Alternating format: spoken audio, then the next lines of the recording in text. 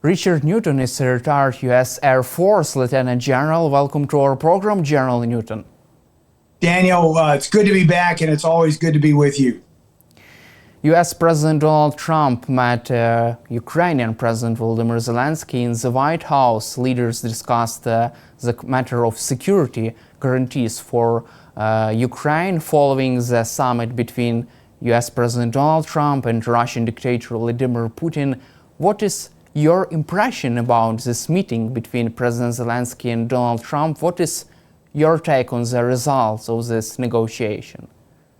I have one word, Daniel, and that's remarkable.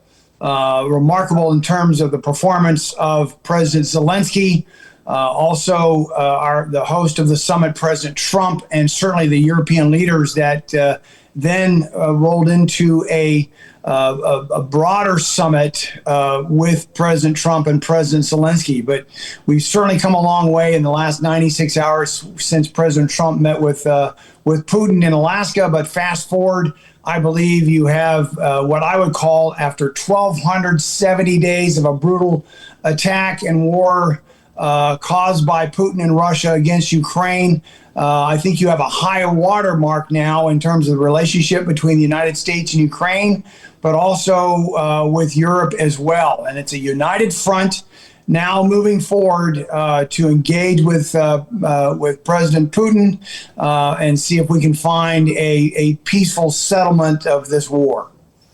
U.S. President Donald Trump has promised to give Ukraine very good protection and very good security.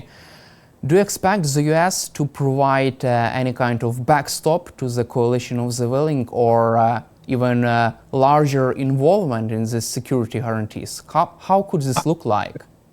I certainly do. Security guarantees, from my perspective, Daniel, really what they mean are guarantees that will prevent Putin from attacking Ukraine for a third time. I don't need to tell you this or our viewers. 2014 Crimea, then in February 2022, what we can't have is a third invasion. And therefore, these security guarantees are military-based, economic-based, and certainly politically based. But I believe what has been ironed out is a strong support by President Trump in the United States to provide those security guarantees, clearly and appropriately requested by President Zelenskyy and supported by the European leaders. And so those would entail, as I mentioned, military capabilities such as continue to provide the arms through Europe to Ukraine to prevent and to fight against Putin, so he decides perhaps to continue his aggression.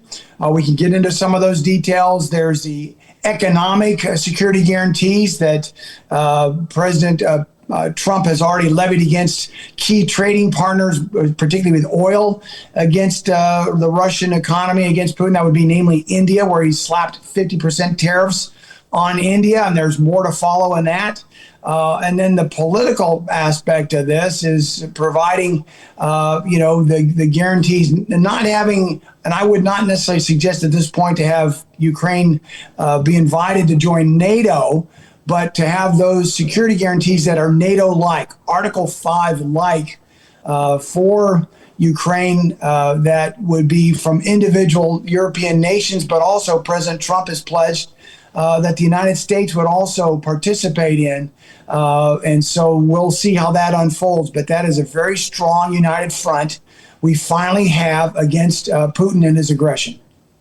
You just mentioned about this Article 5-like security guarantees. There are lots of discussions about this topic right now, which was originally proposed by the Italian Prime Minister Giorgia Meloni. From your perspective, how could the U.S.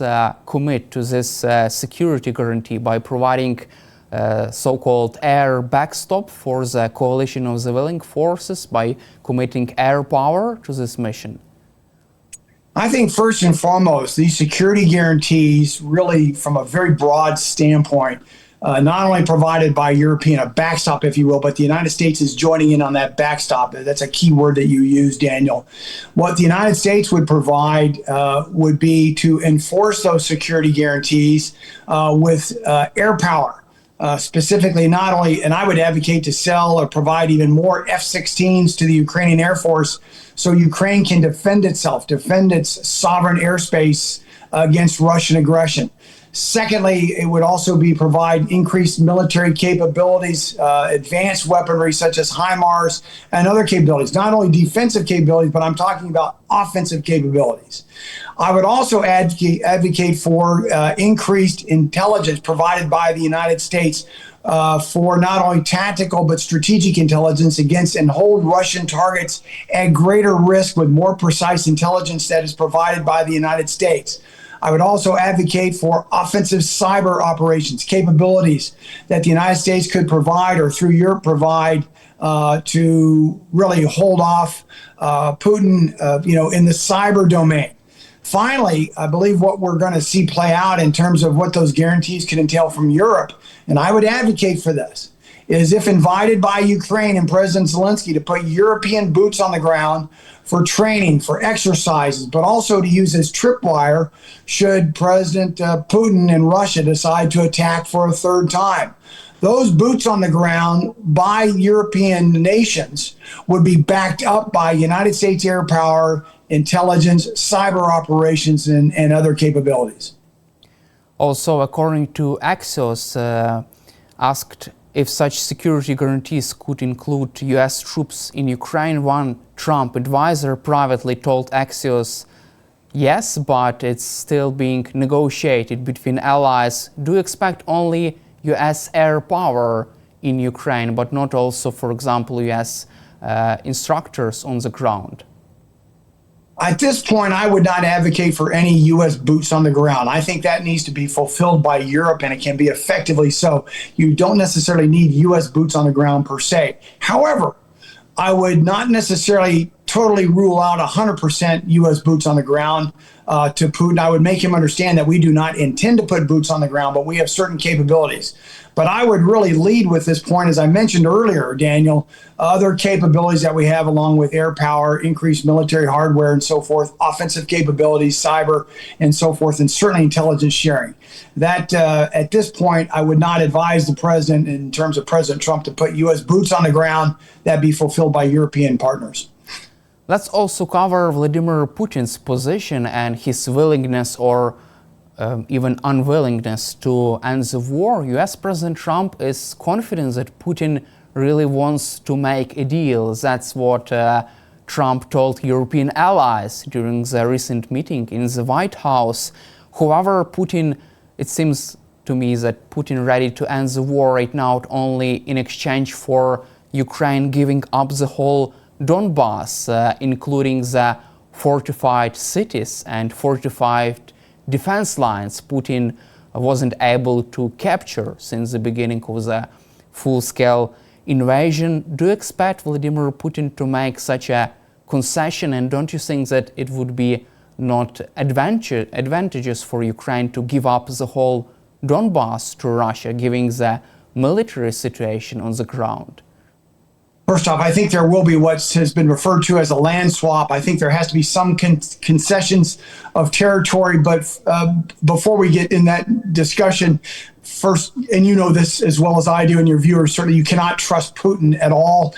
You can't trust him in terms of if there is a peace agreement and certainly a ceasefire that he will not adhere to it. I'd refer us back to the Minsk 1 and 2 agreements that he has broken those promises. Secondly, I believe that Putin still wants to take over all of Ukraine. He wants to insert a puppet government in Kyiv.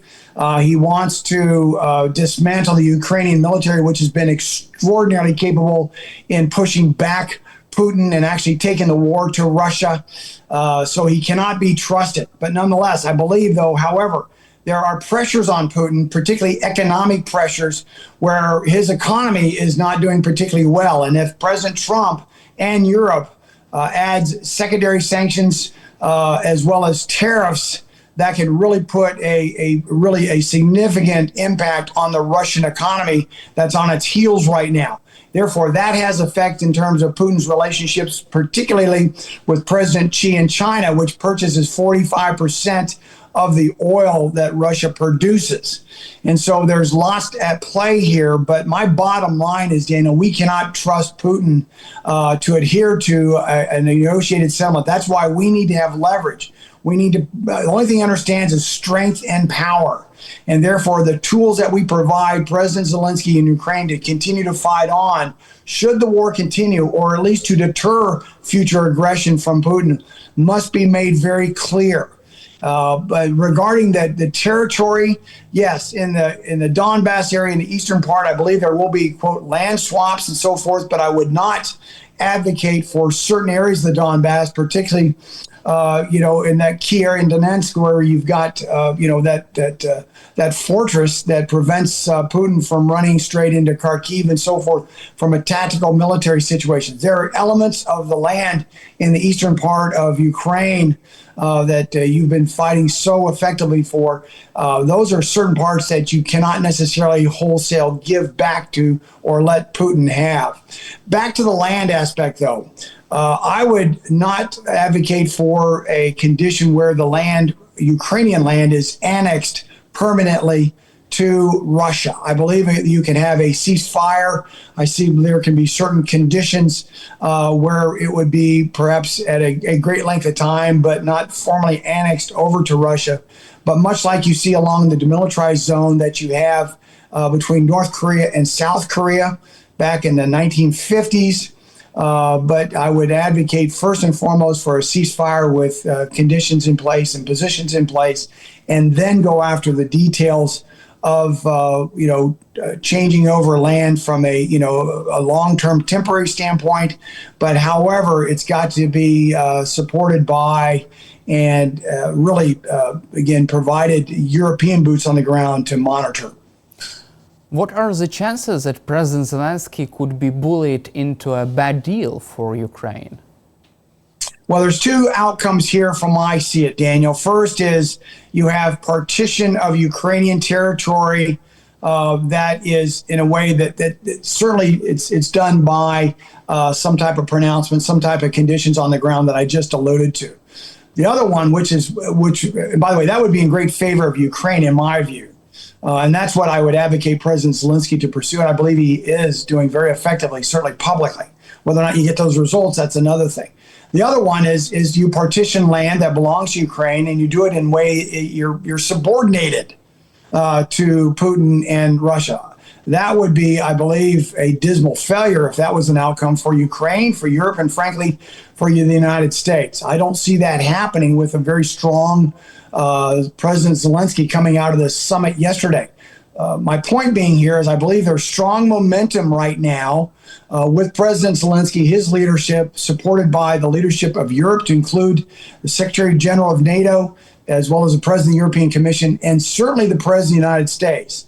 So momentum is in favor of Ukraine. And I would advocate that President Zelenskyy, therefore, when he engages with President Putin, perhaps in a bilateral summit, that he does so from a position of strength, even though they're still fighting in the Donbass region and so forth in the eastern part of Ukraine. But I would not be in a position to give up wholesale all that 20% territory that Putin has given, but there will have to be land swaps. There will have to be land that's if you will, negotiated in a demilitarized zone aspect of this for a long term.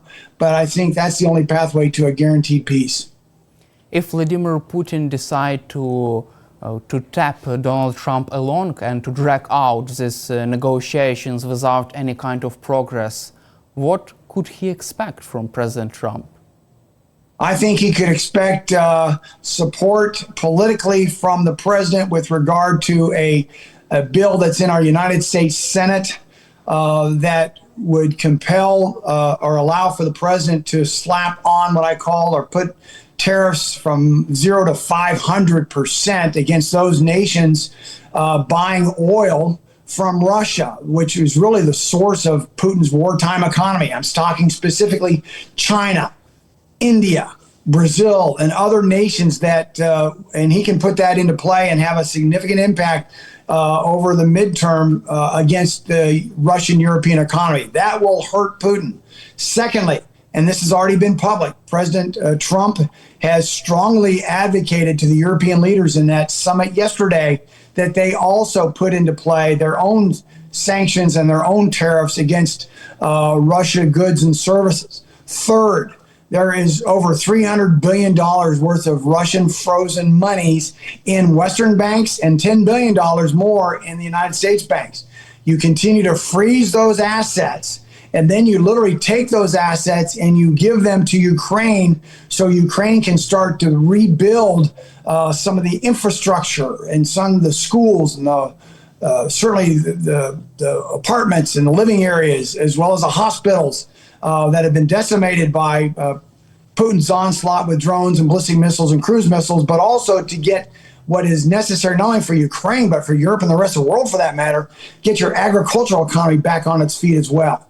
And so there are significant leverages, particularly economic, that President Trump has.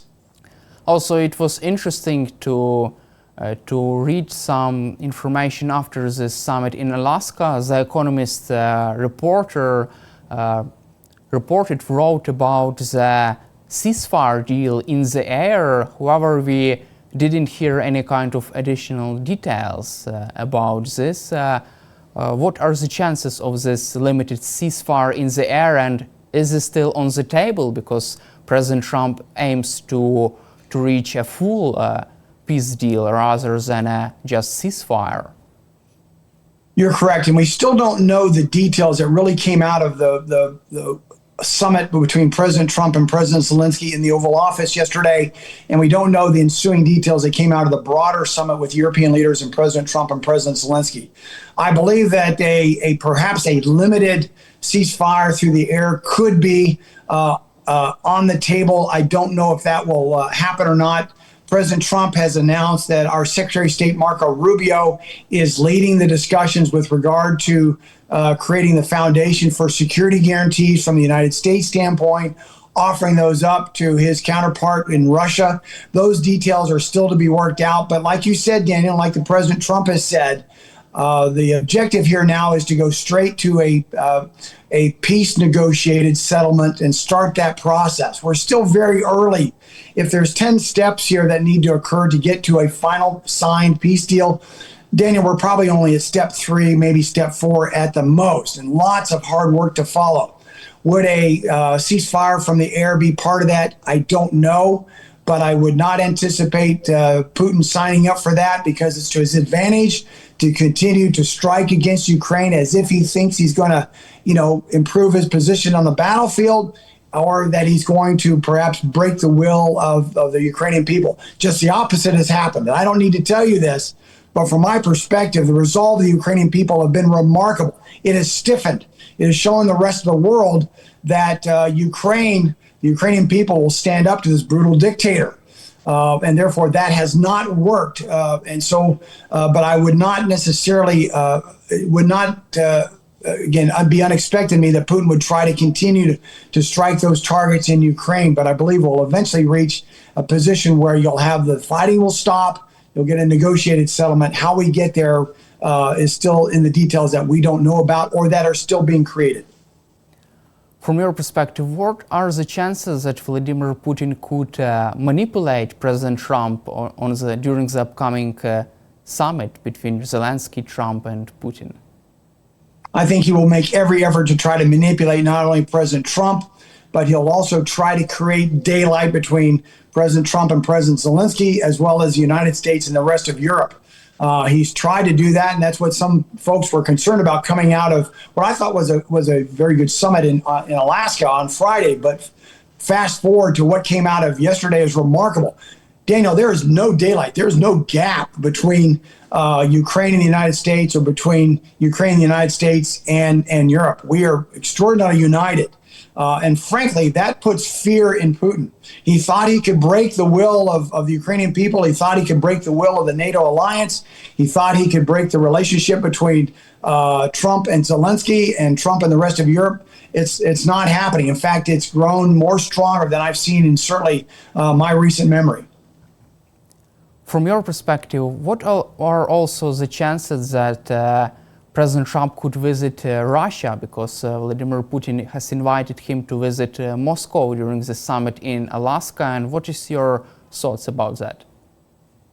I think those chances are relatively low at this point, and I'm not so sure I wouldn't advise the president to go visit Russia, because what that does, the fact that Putin came to the United States in Alaska, that put Putin back on the world stage. He's been a pariah for so many years, and that was one of my concerns about hosting this summit.